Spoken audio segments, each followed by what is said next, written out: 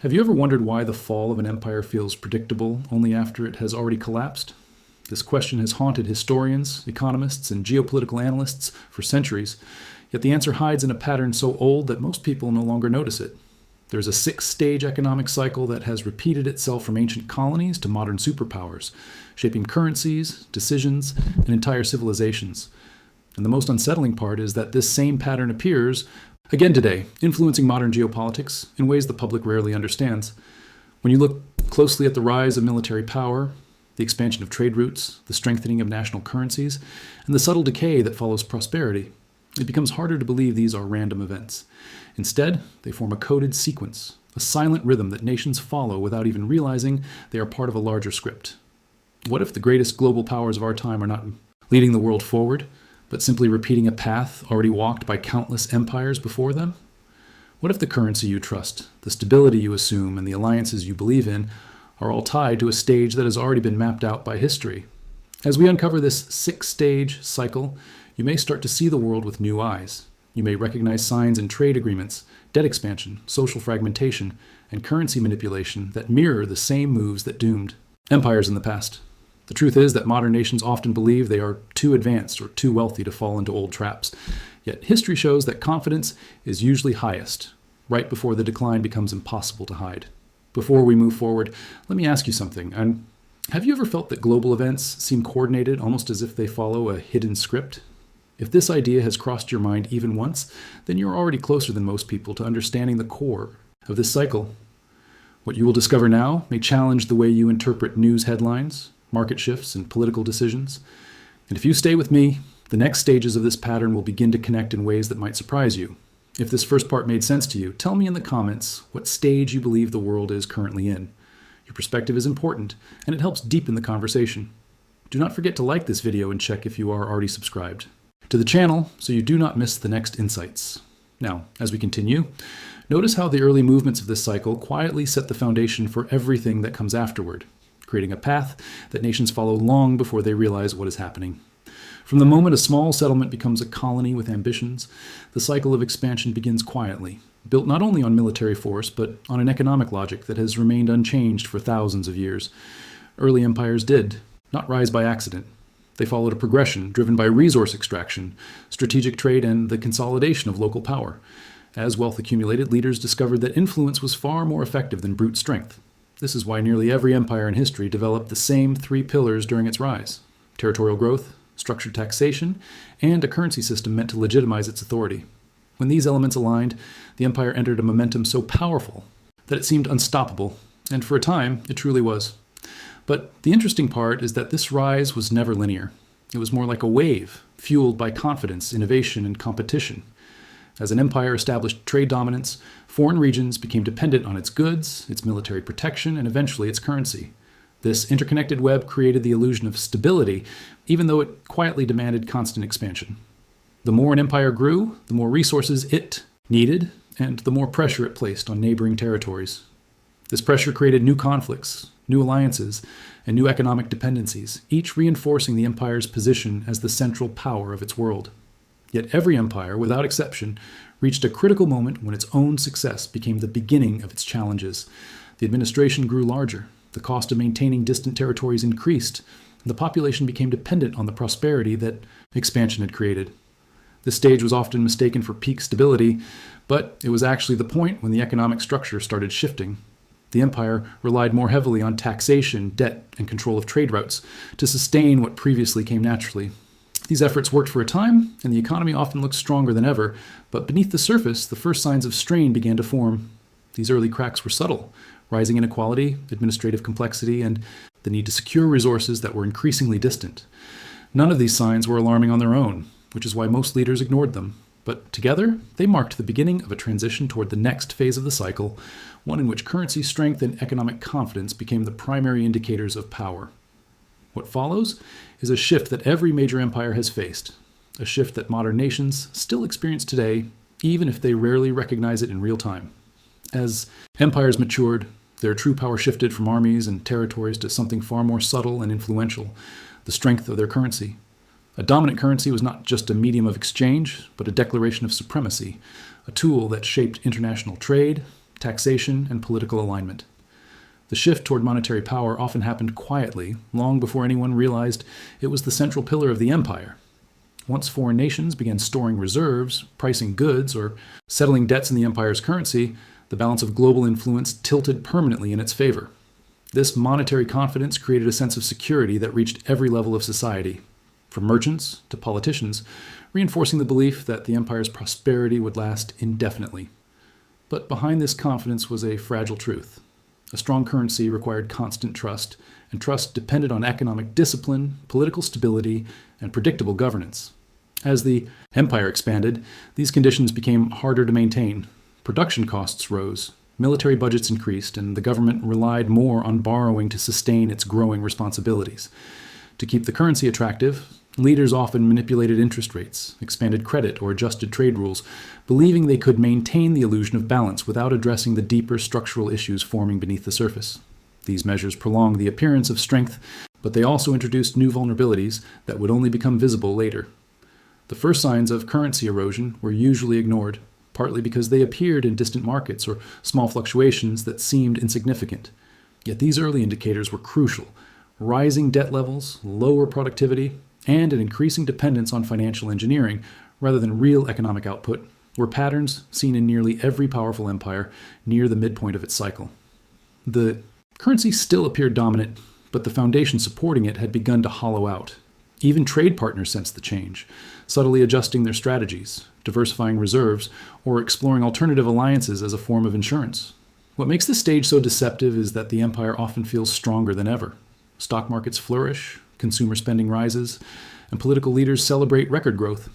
But history shows that this apparent prosperity frequently masks the beginning of a slow, irreversible shift. The empire enters a phase in which maintaining currency dominance requires more effort each year, and the gap between economic reality and political narratives widens. This widening gap sets the stage for the next critical transition, a moment when the empire's trajectory begins to bend, even if the world does not yet recognize the change taking shape.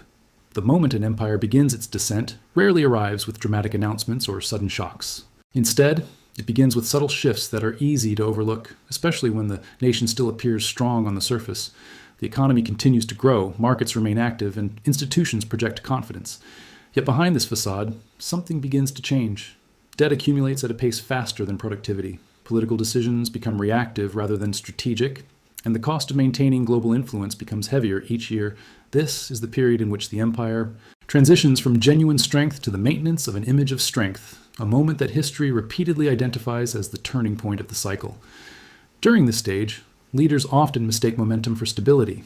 They rely on past successes to justify present choices, assuming that the patterns that once fueled growth will continue working indefinitely. But the world around them evolves in ways they do not fully see. New competitors emerge, technological advantages lose their uniqueness, and foreign nations begin to question whether the empire's currency, institutions, and alliances are as reliable as they once seemed. These doubts do not trigger an immediate collapse, but they shift the global balance slightly, creating a slow drift away from dependency and toward diversification. Internally, the empire faces pressures that were invisible in earlier phases. Social divisions widen as prosperity becomes unevenly distributed. Political discourse grows more fragmented, with different factions blaming each other for problems that are actually symptoms of the same underlying cycle. Infrastructure begins to age faster than it can be renewed, and essential systems that once symbolized progress now reveal signs of strain. Even the cultural identity of the nation becomes contested as people debate what the empire stands for and whether it is still moving in the right direction. What makes this stage so complex is that the decline is not yet obvious. Many citizens remain optimistic, convinced that temporary setbacks will fade. Political leaders reinforce this belief, repeating narratives that emphasize resilience and potential. But beneath this confidence lies a growing dependence on tactics that delay problems rather than solve them. Financial mechanisms are adjusted to buy time. Alliances are reinforced out of necessity rather than strength. And the empire focuses more on preserving its image than adapting to new realities. If you are following this cycle closely, this is the moment when the real questions begin to emerge. Tell me in the comments whether you think modern nations today are already showing signs of this turning point, and which indicators you find most revealing as we move deeper into the next stage of this pattern. As the empire advances into the more delicate stages of its cycle, another layer of influence becomes more visible to those paying attention. Beneath the political speeches, legislative debates, and public Narratives, powerful economic groups begin to play a growing role in steering the direction of the nation. These elites are not new. They have existed in every major civilization, from ancient merchant families to banking dynasties, corporate conglomerates, and global financial networks. What changes at this stage is their level of involvement. As the empire faces increasing pressure, these groups step in not to prevent decline, but to manage it in ways that protect their interests and preserve their influence. Their actions are rarely presented as manipulative. On the contrary, they often appear as efforts to stabilize markets, guide policy, or maintain international credibility. Yet the mechanisms they use follow a familiar script. They influence currency valuations through coordinated movements, shape trade agreements that secure long-term advantages, and redirect capital flows to sectors that reinforce their position. These actions create ripples across society that most people interpret as natural economic developments, unaware that they are part of a carefully orchestrated strategy aligned with the deeper stages of the cycle. And what is fascinating is how the public narrative during this phase often highlights uncertainty and urgency. Leaders emphasize the need for rapid decisions, emergency measures, and unprecedented interventions. These conditions create the perfect environment for economic elites to exert influence quietly, since the population is more focused on immediate concerns than long-term structural shifts. The result is a subtle redirection of national priorities. Investments that once strengthened the broader economy now favor concentrated interests. Policies that should support long-term stability instead address short-term pressures, deepening the cycle's progression. At the same time, external actors begin to sense these changes. Foreign investors, international organizations, and geopolitical rivals read these movements as signals of vulnerability.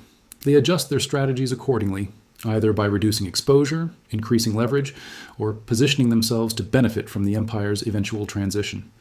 This external reaction amplifies the internal imbalance, creating a feedback loop in which each adjustment accelerates the empire's movement toward the next stage of the cycle. What makes this moment particularly delicate is that the empire still appears functional.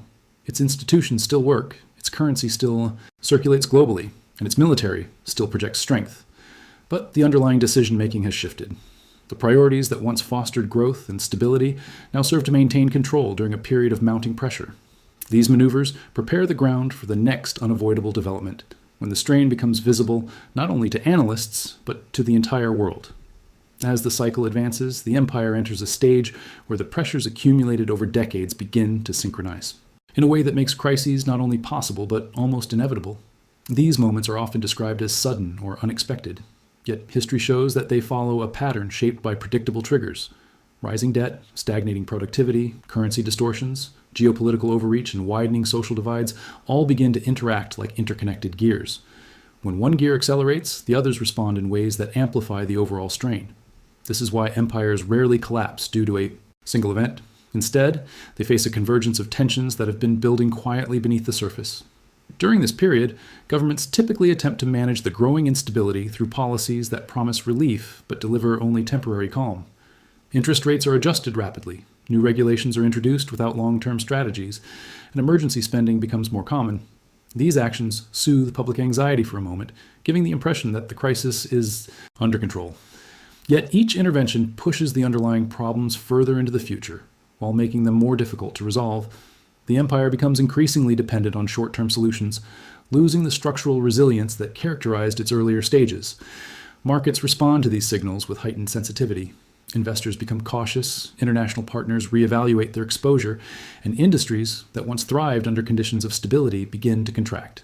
Meanwhile, citizens feel the impact through rising living costs, job insecurity, and declining trust in institutions. The emotional climate of the nation shifts, creating an atmosphere of uncertainty that reinforces the cycle's next movements. This psychological shift is crucial because once confidence erodes, the empire must spend more resources to maintain the appearance of stability, further accelerating its decline. At the global level, rival powers and opportunistic states recognize this moment as a chance to expand their influence. They increase regional investments, form new alliances, or push for currency alternatives that weaken the empire's dominance. These moves are not merely reactions, they are strategic steps that have appeared in almost every major transition throughout history. By the time these external pressures become visible in headlines, the deeper mechanisms of the crisis have already been in motion for years. What makes this stage particularly revealing is that it exposes the true fragility of systems once believed to be unbreakable. When the financial structure begins to creak, when political discourse becomes polarized, and when international leverage starts to fade, the empire is propelled into a phase where the illusion of control is harder to sustain. This does not signal the end yet, but it marks the beginning of a transformation that will soon challenge the foundation on which the empire built its global identity. As the empire enters this phase, the political class begins to project an even stronger image of control, convinced that their authority and institutions are capable of navigating any turbulence. This belief is not unique to modern nations. It appeared in the final centuries of Rome, in the declining courts of imperial China, and in every major republic that imagined itself immune to the same fate as its predecessors. Leaders insist that they have new tools, more advanced systems, and greater intelligence than past governments, yet the cycle itself remains indifferent to these claims. What changes in this stage is not the capability of politicians, but the complexity of the problems they face. The political system becomes reactive instead of strategic. Policies are created to address immediate shocks, not long-term sustainability. Debates grow increasingly ideological and detached from practical solutions. And while lawmakers attempt to reassure the population that everything is under control, their decisions are shaped more by the pressure to maintain public trust than by the reality of the economic and geopolitical environment. This widening gap between narrative and circumstance creates the perfect environment for miscalculations. Small errors that would have been manageable in earlier phases now carry greater consequences as the entire system operates under tighter tension. At the same time, political polarization deepens. Different factions accuse each other of causing the instability, each offering simplified explanations for problems that stem from decades of accumulated imbalance. Citizens lose confidence in institutions, not because they suddenly fail, but because they can no longer deliver the results they once promised. This erosion of trust pushes the empire into a more fragile psychological state, where every disruption, no matter how small, feels amplified. The belief in national unity weakens, and the political system becomes more concerned with maintaining its image than with adapting to a changing world. Externally, rival powers take note of these internal fractures. Diplomacy becomes more difficult, international agreements lose their stability, and foreign nations begin preparing for the possibility that the empire may no longer be able to uphold its commitments in the same way. These shifts signal to the global community that the once dominant power is entering a stage where its influence is less predictable, creating opportunities for others to expand their geopolitical reach.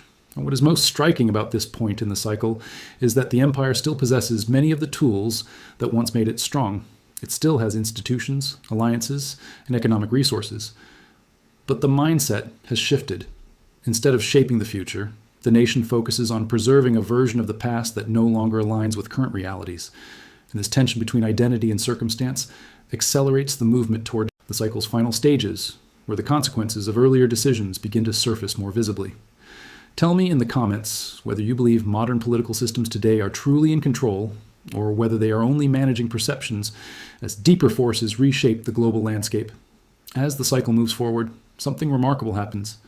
The same lessons that once shaped the rise and fall of empires begin resurfacing, yet few people recognize them. Historians have documented these patterns for centuries, but modern societies often dismiss them as outdated or irrelevant. The truth is that the most important warnings do not come from the dramatic collapses we read about in textbooks, but from the subtle transitions that occurred long before the downfall became visible. These lessons hide in the early signals, the quiet adjustments in trade dynamics, the shifts in social cohesion, and the changes in how nations project power to the world. One of the most overlooked patterns is the way empires tend to overestimate their own resilience. During periods of prosperity, they believe that their innovations, institutions, and economic strength set them apart from older civilizations. They imagine that the world has changed so much that ancient cycles no longer apply. Yet when we compare different eras, we find the same sequence repeating: rapid expansion, monetary dominance, rising inequality, political fragmentation, and a gradual loss of global influence. These are not outdated ideas. They are recurring behaviors rooted in human ambition, competition, and the belief that power can be maintained indefinitely. Another neglected lesson involves the role of external challengers. Empires rarely fall solely because of their internal weaknesses. They decline because their rivals learn from their mistakes and adapt faster. While the dominant nation becomes consumed by internal debates, rising powers quietly build alternative alliances, invest in emerging industries, and position themselves as more stable partners on the global stage. This shift does not occur overnight. It begins with subtle diplomatic changes, new trade corridors, and regional agreements that seem minor at first, but gradually reshape the global balance. the same time, citizens within the empire often struggle to interpret these signals. They are surrounded by narratives that emphasize national pride and insist that nothing truly threatens the established order. As a result, many people assume that familiar institutions will continue functioning as they always have. But history shows that once the cycle reaches this stage, the structural strain becomes harder to hide. Investors diversify, governments adjust their long-term strategies, and the global system starts preparing for a possible transition in leadership. These overlooked lessons form the backbone of the cycle's next evolution. They reveal how societies misjudge their own strength, how rivals exploit moments of distraction, and how the world quietly rearranges itself long before public opinion realizes what is happening. This is why understanding the deeper historical echoes is essential. They provide context for the modern shifts that are unfolding, offering clues that help explain where the cycle is headed next and why the signs appearing today are far from random. Today, the global landscape reveals a collection of signals that resemble the most critical stage of the historical cycle, the moment when empires still appear strong but begin experiencing pressures that quietly shift the balance of power. Modern nations operate with advanced technologies, complex financial systems, and global institutions, yet the underlying dynamics reflect the same structural patterns that shape the rise and decline of previous empires. Countries with dominant currencies maintain their influence through international trade routes, security alliances, and financial markets, but the cracks forming beneath this structure are becoming increasingly difficult to ignore. Debt levels have reached historic highs, not only for governments, but also for corporations and households. Productivity growth slows as economies rely more heavily on financial engineering than on real expansion of goods and services. Meanwhile, social polarization intensifies, not as a sudden phenomenon, but as the natural consequence of economic pressure that accumulates over years.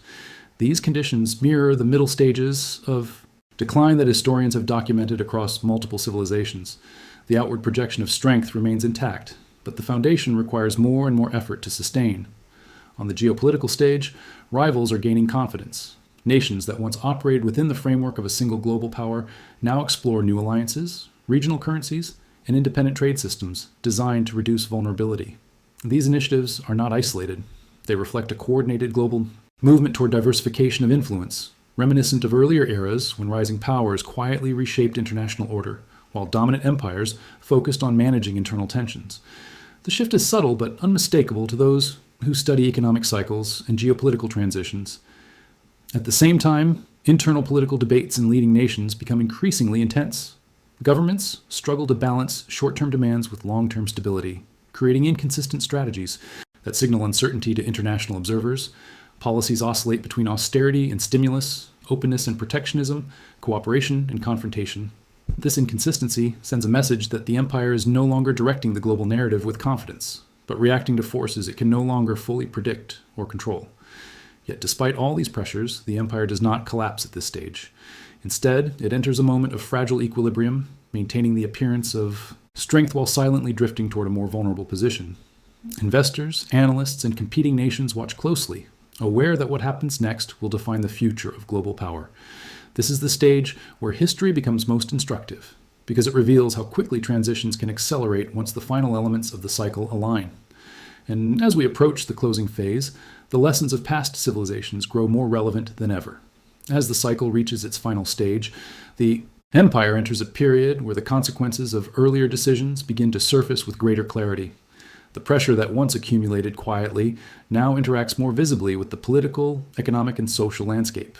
The currency still circulates globally, but it no longer commands the unquestioned trust it once held.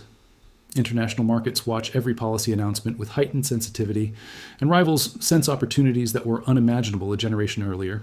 This moment is not defined by a dramatic collapse, but by a gradual loss of influence, the kind that becomes noticeable only when foreign partners start making decisions without waiting for the empire's approval.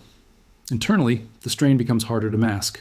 Infrastructure that once symbolized strength now demands urgent investment. Social programs face funding challenges that cannot be postponed indefinitely. Businesses that relied on predictable economic conditions adjust their strategies to survive in a world where uncertainty feels constant rather than exceptional. Even cultural identity shifts subtly as younger generations question narratives that older generations once took for granted. The empire still functions, but now it does so with a sense of weight, as if every institution must work harder just to maintain what once came naturally. Externally, global power continues to redistribute. Regional blocs strengthen their economic and military cooperation, and emerging nations push for new financial systems that reduce dependence on the empire's currency. These shifts may seem slow, but they represent a structural redirection of global influence. History shows that once this stage begins, nations must choose between adapting to new realities or attempting to preserve the past. Those that adapt can reinvent their role in the world. Those that refuse often accelerate their own decline, not because they lack resources, but because they cling to a worldview that no longer reflects the global landscape. What becomes most evident in this stage is that cycles do not end with finality. They transform. Old structures break down, new ones emerge, and the world recalibrates as power flows in new directions. Understanding this shift offers more than historical insight. It provides a lens for interpreting the events shaping our current world. Whether through monetary evolution, geopolitical realignment, or societal transformation, the end of one cycle becomes the foundation of the next, carrying forward lessons that will shape the rise of future nations. If you reach this point of the video, tell me in the comments by writing the phrase, "This message was for me." It helps me know who is truly following this journey of understanding global cycles. And if the ideas in this video added value for you, consider subscribing to the channel so you can continue exploring these patterns with me, and leave a like to support this work. There is another video right here that expands on this topic in a deeper way. So click and keep moving with me into the next chapter of this global story, where each shift reveals more about the world we live in today.